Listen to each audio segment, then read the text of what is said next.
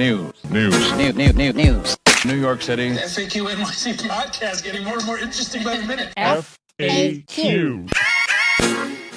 It's FAQ NYC, the New Yorkers podcast from the newsroom by and for New Yorkers, the city. I'm Katie Honan, here with Dr. Christina Greer and Harry Siegel. Hey guys, and Harry is going to jump right in with just some of the news from another jam-packed week in New York City. Hey Katie, hey Chrissy. So, City Council Chair Adrienne Adams has kept shaking things up in her second and final term there, not only removing 3 progressives from their committee chairs, but also abruptly removing Keith Powers and now also Gail Brewer from her leadership team. Meantime, Mayor Eric Adams, no relation, vetoed 2 different bills that passed the council with veto proof if they hold supermajorities. One that would require the NYPD to log and keep track of demographic information about so-called lower level, level 1 police investigative interactions, and another that would ban solitary confinement. These will be the second and third laws the council passes over a mayor's veto, and if they override that veto, that'll be 3 times for this administration after no vetoes at all, forget overrides, over 8 years in the de Blasio administration, as these sorts of fights tended to get hashed out behind closed doors and before potentially controversial votes. So Adams spent a bunch of his weekend campaigning aggressively to try to flip a few votes and build support. In a sense, going public with the fight he'd already lost behind closed doors. It's unusual, and the speaker and the public advocate, Jumaane Williams, who introduced both bills, both put out pretty harsh statements criticizing the mayor's moves and indicating they expected the measures to become law even over City Hall's very aggressive objections, including Adams putting out an animation about how bad for public safety, having to write down what all these stops would be somehow, and inviting critics of the police reporting bill to ride along with cops to find out what things are really like for them. Chrissy, what's going on here, and how does all this relate to the mayor's record low approval rating and the emergence of 2025 challengers, including Adams' 2021 foe and former New York City Comptroller Scott Stringer? Ooh, where do you want to start, Harry? I don't know. I mean, let's start with Scott Stringer and work our way backwards. I'm still torn as to whether or not everyone else jumps in now that Scott's in. I mean, as I've said before, fortune favors the bold. So if it's going to be a one-on-one matchup in a ranked choice voting system, why would other folks want to necessarily sit on the sidelines and possibly hand victory to Scott Stringer, since he's clearly going to present an alternative to, like, say, Upper West Side, Upper East Siders, people who tend to vote in primaries? Like, why wouldn't other folks jump in?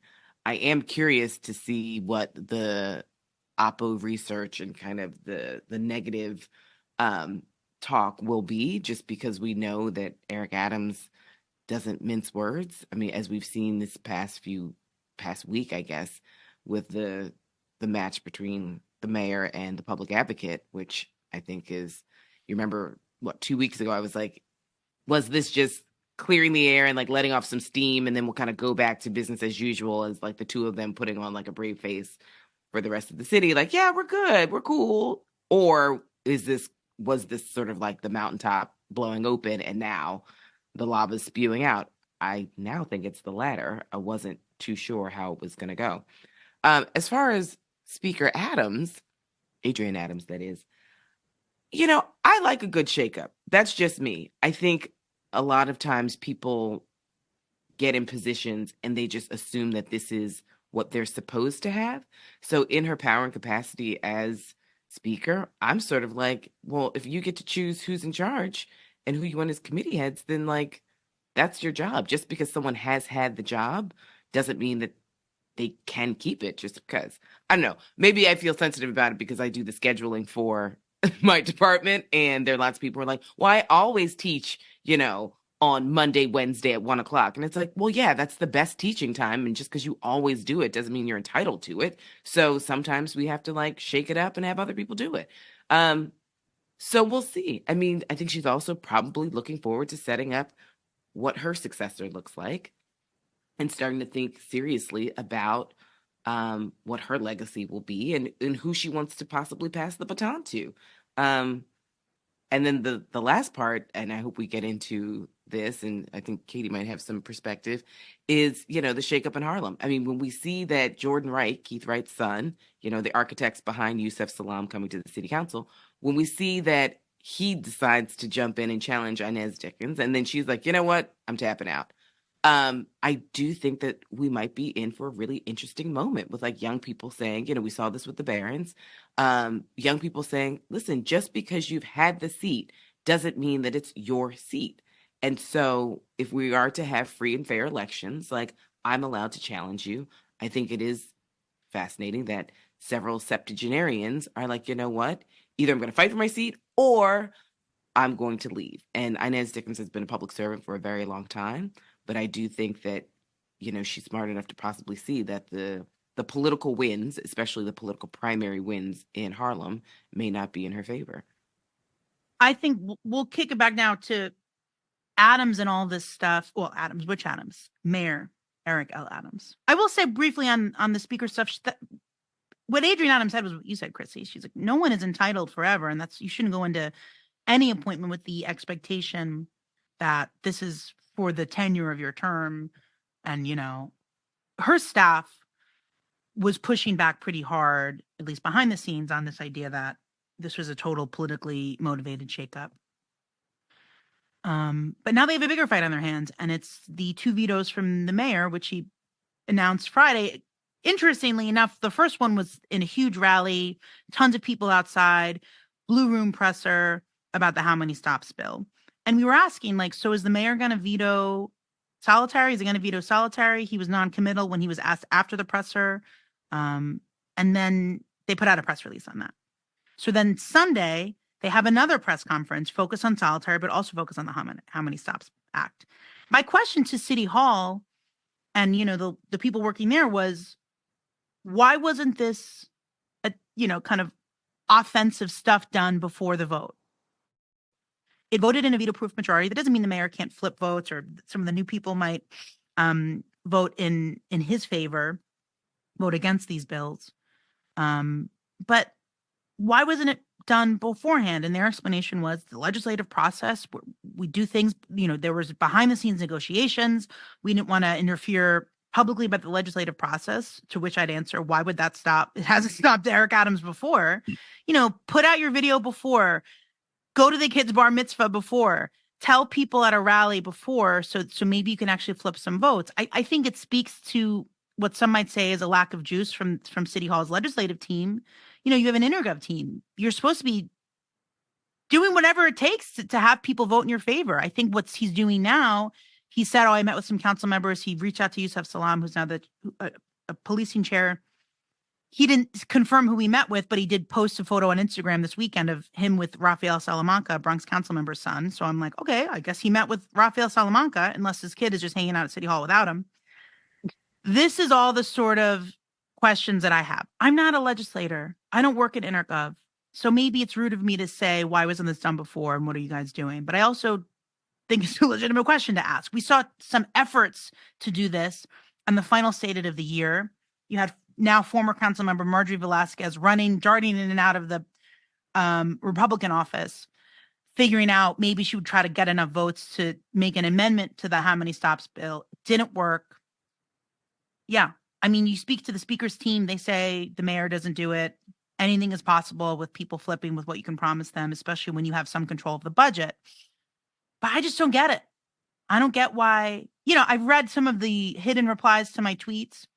Someone called me a communist this week, said I want a communist mayor. Someone was like, oh, how can the mayor bargain with petulant children? I get it. You could hate the city council, and there's a lot to criticize individually and as a body, but from the mayor's side, it's just politics. You start whipping votes early. You see who's vulnerable, and you say, maybe we can give you more money. That's just and that's sort of the dirty side of politics was right about, but it didn't seem like any of that happened when it was necessary. But as for Scott Stringer, one other, I see, we'll see what he brings to the table. But I also sometimes think and Scott would love to come on the podcast. We should have him on. And I not to give him an early example of a question, but it's like, At any point, did you think, all right, maybe it's time for me to just let it go? It's time for someone else to run.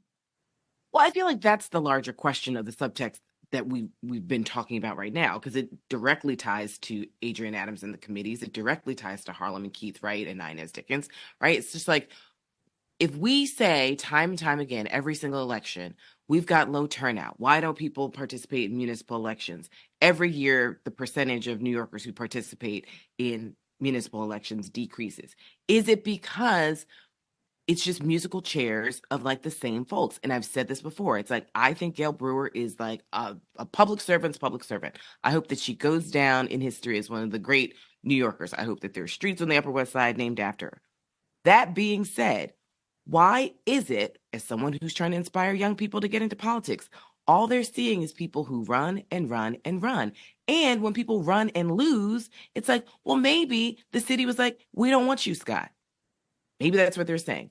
He's saying, well, they said it that time, but that doesn't mean that they're going to say it in 2025. They said it in 2021 when it came in fourth, but they might change their minds because of Eric Adams and his 28% approval rating. That very well may be the case. And sure, he's allowed to run, but it's like, what is and I'm not a politician, so I don't know the calculus of what goes into someone's mind when they look in the mirror and they say, listen, I should be the one to lead the city.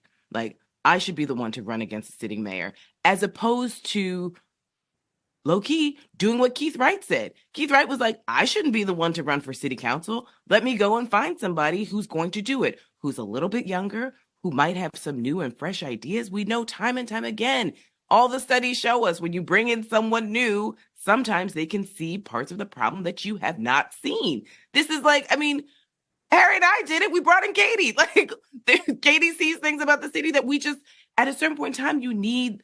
Am I the new blood?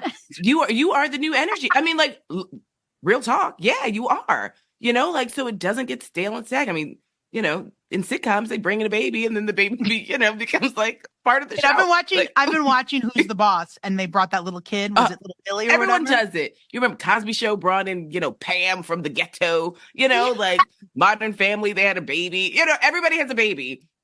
But you just need you need a plot, you need a new storyline. And it's like, New York City needs a new storyline. And it could and should be, I think, someone who doesn't necessarily have 30 plus years of experience. You can have some experience, which I would hope you would have, but it's just like, where is the yearning for someone who's, been a public servant for so long, and then the city's like, okay, well, we're good. We don't want you anymore. And then it's like, now I'm back. It's like, why? Why can't you use your knowledge, skills, talents to help mentor and foster a new generation so that we can have like a new New York City? That's the piece that's so frustrating for me. And I'm not going to put it all on men, but they are disproportionately. They wake up in the morning and look at the mirror and it's like, oh, I should do it. Why? Who asked? I got a lady to add to the mix. So if there's something happening in the Upper East Side and Upper West Side waters, even at this moment where it seems like you have some democracy reemerging within the open democracy and within New York City's Democratic Party, where everything isn't sort of getting predetermined behind closed doors. People are stepping up and saying, I'm going to run for this office despite the office holder who's there. The mayor doesn't want this, but he's failed to convince us. We're going to pass this over. And one reason, by the way, he might have pushed harder on the police reporting bill is that it was only a super majority, veto-proof one by 2 votes. We did just have this council election. There's a handful of new members, including Yusef Salaam, who's now chair of the Public Safety Committee. He put out a really strong statement with Adrian Adams saying, no, this is a good bill. Nothing is changing. And despite the mayor's propaganda, their phrase. But Carolyn Maloney is who I wanted to bring in here, who, lost to Nadler after their districts were smushed together. Democrats have fought and fought and fought in court a whole number of ways, including changing the composition of New York State's highest court in order to try and get new maps drawn. And she's saying, maybe I'm going to run again. If there's a district that looks like my old district, right? Voters just rejected her. She's in her 70s. Is it that some of these people just don't have any idea what else to do? And they're very used to looking in the mirror and saying, it's me. I'm that guy or gal, as the case may be. Chrissy knows what it is. She came up with the absolute greatest term for it a few weeks ago, talking about the Cuomos. Chrissy, I'll do you the honors. They are raised in captivity. I don't understand. And maybe it's because I'm tired of working and I'm not even 50 yet. But it's like, I don't understand. You are 77 years old, Carolyn. Why do you want this? Right? Like, sure, I'm sure a lot of these electeds have other talents. You may not know what it is, but like, this is a time for reinvention. You can do other things. I just don't understand why at 77 you're not looking at who in all of my years of public service have I mentored, have I poured into that I can now elevate to do the work and continue my legacy. Like, we're looking at cold dead hands now all of a sudden. Like, I mean, I love Charlie Bangles. I love me some Charlie Rangel. But like, let's be 1000%. Charlie Rangel stayed for 46 years. When you add up Charlie Rangel and Adam Clayton Powell, we are almost at 80 years of the same leadership in the same district. So how does that help anyone want to be inspired to like get into politics, right? You have all these people who are beneath these electeds who are just professionally in a holding pattern. We've seen it time and time again. It trickles down all the way to the lowest levels. And so Carolyn Maloney, like, who's hankering for a Carolyn Maloney to jump back in? And why is it that so many of these formerly elected individuals aren't interested in mentorship and passing the baton and elevating someone else to run for the seat? I just don't get it. Who does anyone come to mind? Keith Wright would actually be one obvious example here, but who is working on building, maybe Adrian Adams, with pushing out some of the council members who are going to go and elevating ones who are going to remain after this next election, and some folks are term limited out. But who's actually building a bench? And have we had any mayor who's made efforts to do that? Because I can't think of one. And, obviously, if we're just talking about Democrats, we just have de Blasio and Adams. But it's hard for me to think of the people who have actually thought about generational success as opposed to the next election and just sort of holding their positions. Well, here's the example I used to use when I first started teaching, this many, many moons ago. The example I would use was Chuck Schumer, because his big mentee was Anthony Weiner. So, and I was, I would explain like, okay, we've got a U.S. senator and now we have a congressman, and, like, look at the district, and it's a complicated district and it can be a little conservative, but blah, blah, blah. That was the example I used to use.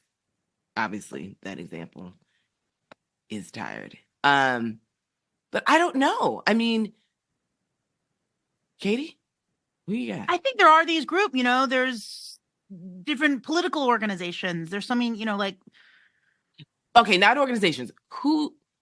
What elected has been in office who is actively mentoring young people and is stepped aside and has another, and I'm not saying that this person doesn't exist, but I'm just like, hey, listeners, write in, right, Harry?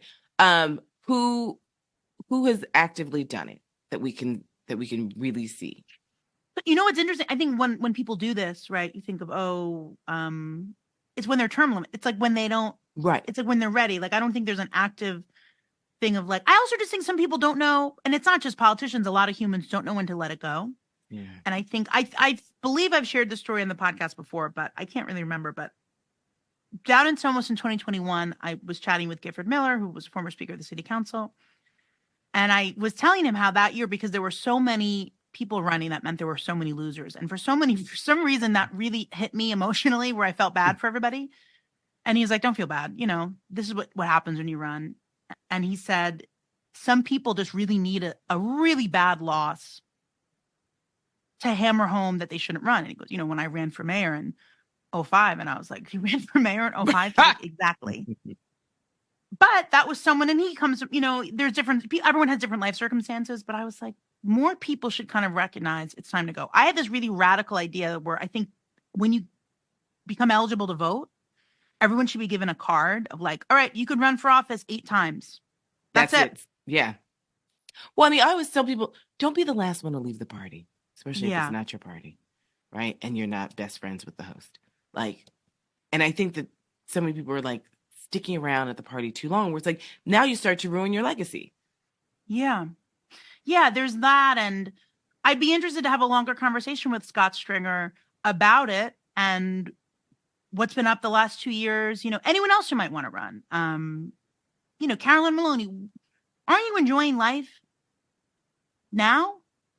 I mean, I look at people in DC and Congress. I'm like, don't you guys want to just like kick it with your grandkids? I mean, my parents are in their late 70s and all they want to do is just like spend time with like their kids and grandkids. They're just like, this is, like you're in the last quarter, y'all. When did some of these people start working for the city? Some of them might be like tier 1 retirees. That's a pretty good life with a tier 1 pension. Right. Now, before we shift gears, I'm just going to throw something out there that's slightly controversial. Uh-oh. Katie, why do you still have a Christmas tree up? Me? We are recording. They don't know. 22nd. The listeners don't know.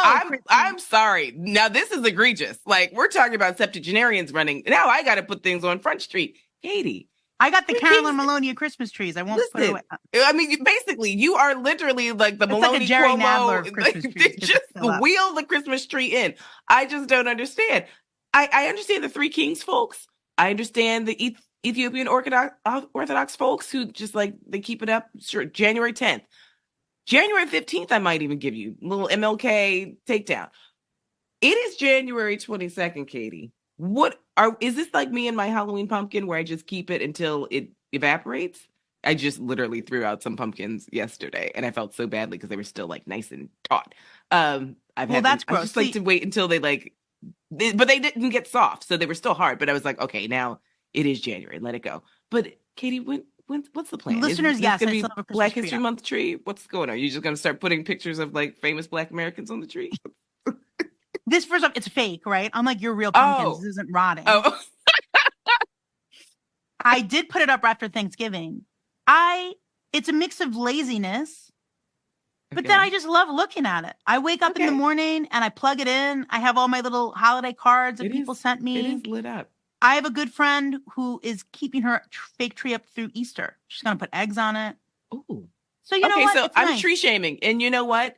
If it brings you joy, that's all that matters. I wake up, I look at it, I turn it on, but you're right. I thought yesterday I was going to take them down, but then I ran errands and then I was sitting around watching movies and I didn't take it down. And no, I rescind my critique. I absolutely do. You know what? You think I had a live, like a 3-month-old tree? I was like, I hope she's watering that thing because it's going to light up.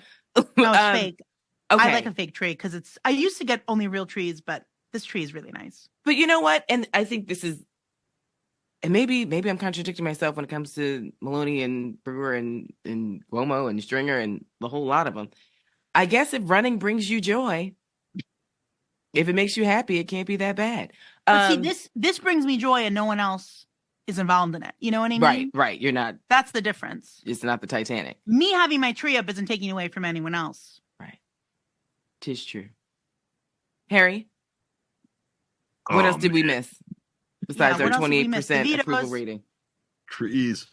So the theme for this episode, and I think we should read this out loud, and this can be our closer, comes from the great Jonathan Richman, whose lyrics keep coming to mind for very different reasons these last few weeks.